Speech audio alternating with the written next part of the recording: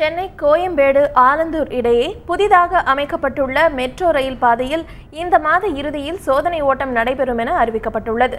இது தொடர்பாக கூடுதல் விவரங்களை நமது செய்தியாளர் ராமச்சந்திரனிடம் கேட்கலாம்.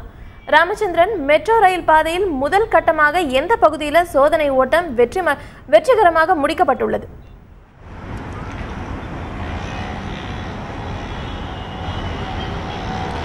நிச்சயமாக ரேவதி, சென்னை மாநகரை பொறுத்தவரை 14,600 கோடி ரூபாய் செலவில் 2 வழித்தடங்களில் மெட்ரோ ரயில் சேவை திட்டம் கொண்டுவரப்பட உள்ளது. முதல் வழித்தடமாக சென்னை புது வண்ணாரப்பேட்டையிலிருந்து சென்னை மீனம்பாக்கம் விமான நிலையம் வரையும், அடுத்த 2வது கட்டமாக சென்னை சென்ட்ரல் ரயில் நிலையத்திலிருந்து அண்ணா நகர் வரையும் 2 வழித்தடங்களில் சுமார் 45 கிலோமீட்டருக்கு இந்த மெட்ரோ ரயில் சேவை கொண்டுவரப்பட உள்ளது. இதில் 25 கிலோமீட்டர் சுரங்கப்பாதை வழியாகவும் 21 கிலோமீட்டர் உயர்மட்ட சாலை வழியாகவும் இந்த மெட்ரோ ரயில் சேவை திட்டம் கொண்டுவரப்பட உள்ளது. குறிப்பாக இதற்காக மெட்ரோ ரயில் பெட்டிகள் பிரேசில் நாட்டிலிருந்தும் ஆந்திரா மாநிலம் தடா பகுதியிலிருந்தும் கொண்டுவரப்பட்டு தயார் நிலையில் கோயம்பேடு பணிமனையில் நிறுத்தி வைக்கப்பட்டுள்ளது.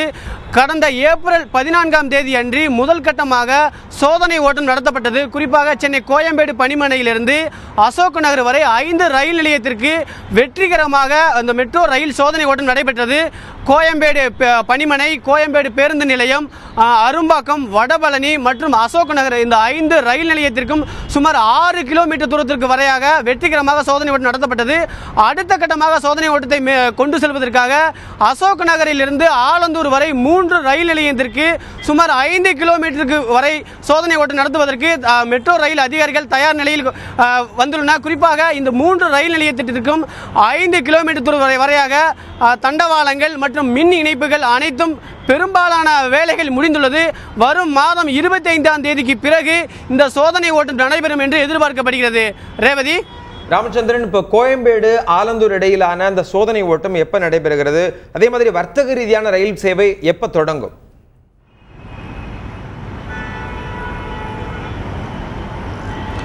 நிச்சயமாக, அதாவது வர்த்தக ரீதியான ரயில் சேவை வரும் அக்டோபர் மாதம் 2வது வாரத்தில் நடத்துவதற்கு மெட்ரோ ரயில் அதிகாரிகள் திட்டமிடப்பட்டுள்ளனர்.